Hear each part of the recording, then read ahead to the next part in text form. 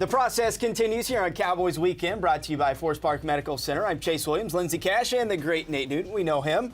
Nate, let's get into this. Cowboys 5-1, playing great football right now, but throw out those records.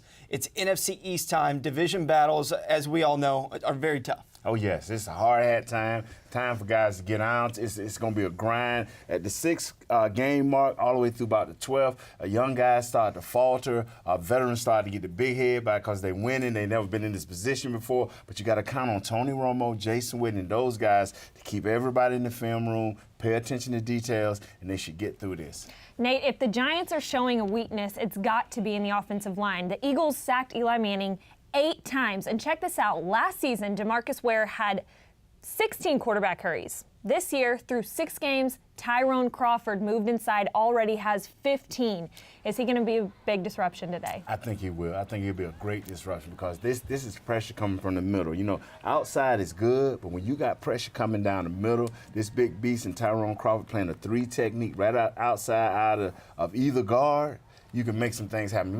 He's not a very mobile quarterback. If you can make him move around and get off the mark, that's a great thing. The pressure on Eli has to be crucial because we've seen what Eli can do at AT&T Stadium in the past. Oh, man, he's been a beast at AT&T Stadium. And, we got to move him around. We got to shake him up. We got to make them one-dimensional. Take away their run game, which has been bare the last few games due to the fact that Jennings not in. But keep it like that, and we can hurt this team. Somebody I think AT&T Stadium is getting behind a lot is Rolando McClain. He's proved to be a jackpot pick for the Cowboys, but he's not the only one to you who's making a difference on the defense. Orlando Scandrick is doing a super job, man. When you got a guy that can play that nickel defensive back like he's been playing, he's taking away tight ends. He's taking away guys like Percy Harvin. He's taking away that slot receiver. That makes things harder for the outside receivers to get open. It takes a little bit longer. That helps your pass rush. This guy's been the glue for that defensive secondary. We all like what Jason Garrett's preached over the years. Toughness, fight every single day. But now that they're experiencing some success here, how do you think this team is going to respond that now everyone's loving on them? Everyone's telling them how good they are. What do you expect now?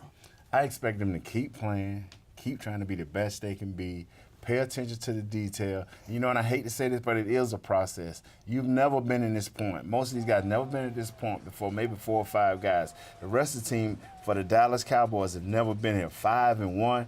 This is when you really have to crack down because the season is long, and this is when you don't want things to fall apart. Because if they can stay focused, man, remember last year they were 5-1 in the division. And if they can get through that right there, that's going to be a beast because that make them guys win over 10 games this year. All right, coming up next, how long will Doug Free's injury keep him off the field? Mickey Spagnola joins us next to talk injuries and answers your tweets as Cowboys Weekend rolls on.